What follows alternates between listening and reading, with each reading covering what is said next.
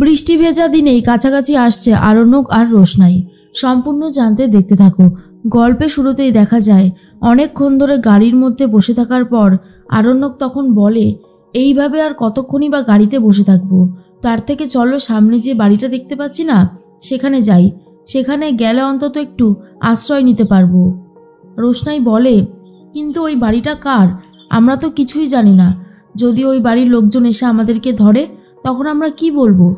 আরণ্যক বলে, এটাই বলবো যে আমরা এই ঝড় বৃষ্টির রাতে একটু আশ্রয় নিয়েছি, বৃষ্টি কমলেই চলে যাব। আরে রোশনাই, তুমি এত ভয় পাও কেন বলো তো?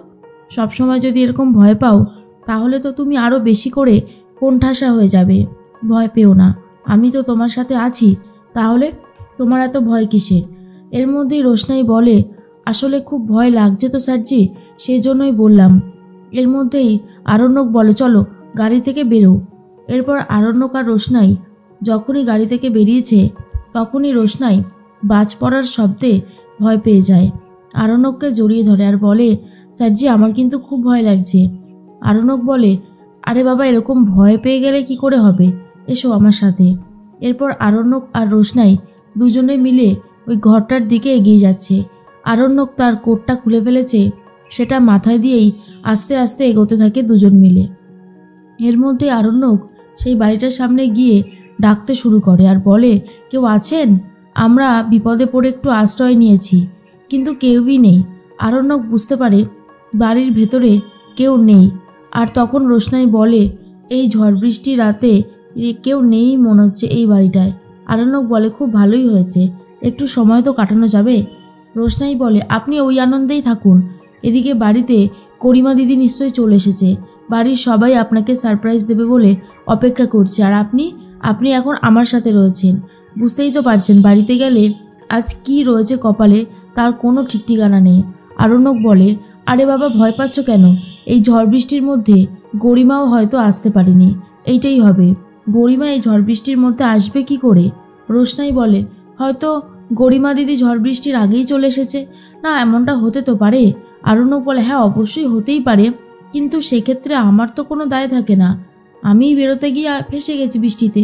দেখো রোশনাই, কি হবে বা কি হচ্ছে এইসব ভেবে এখন কোনো লাভ নেই, দেখোই না সব ঠিক হয়ে যাবে।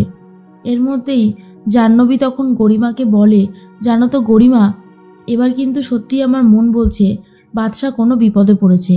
ও যদি বিপদে না পড়তো তাহলে এইভাবে এতটা সময় নিত না। কিছু একটা করো না রাজা। রাজা তখন বলে, কি করব আমি সেটাই বুঝতে পারছি না।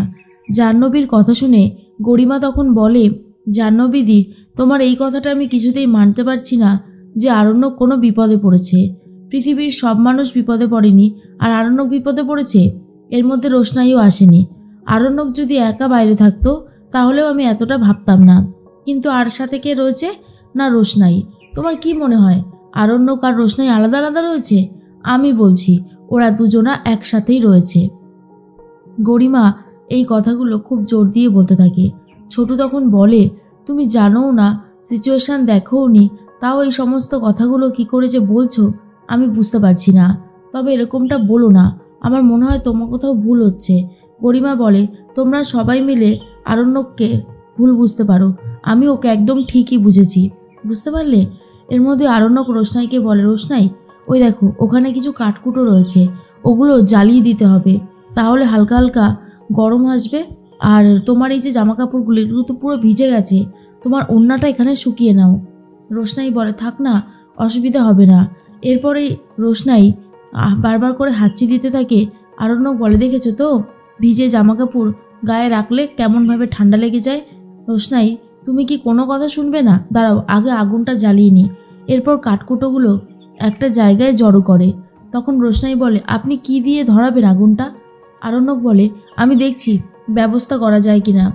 এরপরেই আরণ্যক চেষ্টা করে আগুন তো জ্বালিয়ে দিয়েছে ঠিকই, কিন্তু রোশনাই কোনোভাবেই এগিয়ে আসছে না। আরণ্যক বলে, তুমি ওখানেই দাঁড়াও, আমি তোমার ওড়নাটা শুকিয়ে দিচ্ছি।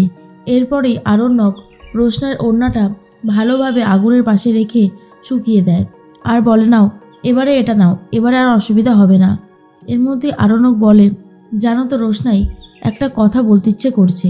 সেদিন কিন্তু আমাদের বিয়েটা সত্যি সত্যি মন্দিরেই হয়েছিল। হ্যাঁ এটা ঠিকই, আমরা দুজনা কেউই বিয়েটাকে স্বীকার করি না, তবে হয়তো ছিল। রোশনাই তখন বলে, এ সমস্ত কথা ভেবে আর কী বা হবে স্যারজি? এগুলো যত না ভাবা যাবে ততই ভালো। আমার তো সেটাই মনে হয়, যত ভাববেন তত আরও বেশি করে জীবনটাকে কোণঠাসা বলে মনে হবে।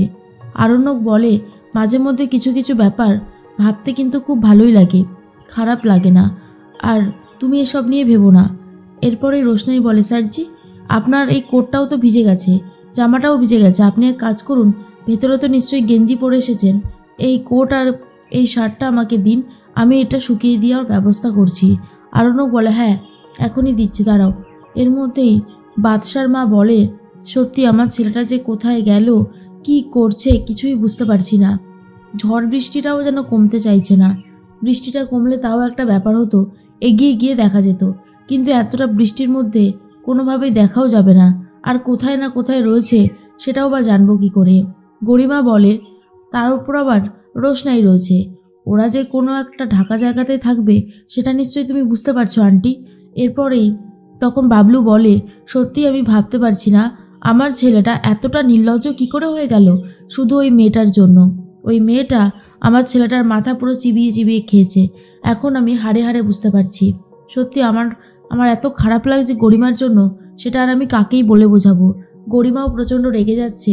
গরিমাকে শান্ত করতে থাকে জাহ্নবী, তনুশ্রী সবাই, কিন্তু গরিমা বলে, বৃষ্টি কমলেই আমি এখান থেকে বেরিয়ে যাব, আর কখনোই আরণ্যকের সাথে আর কোনো সম্পর্ক রাখবো না।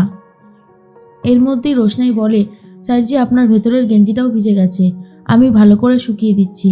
এরপর রোশনাই আরণ্যকের জামার বোতামগুলো খুলে দেয়, আর এটা দেখার পরেই আরণ্যকের খুবই ভালো লাগে।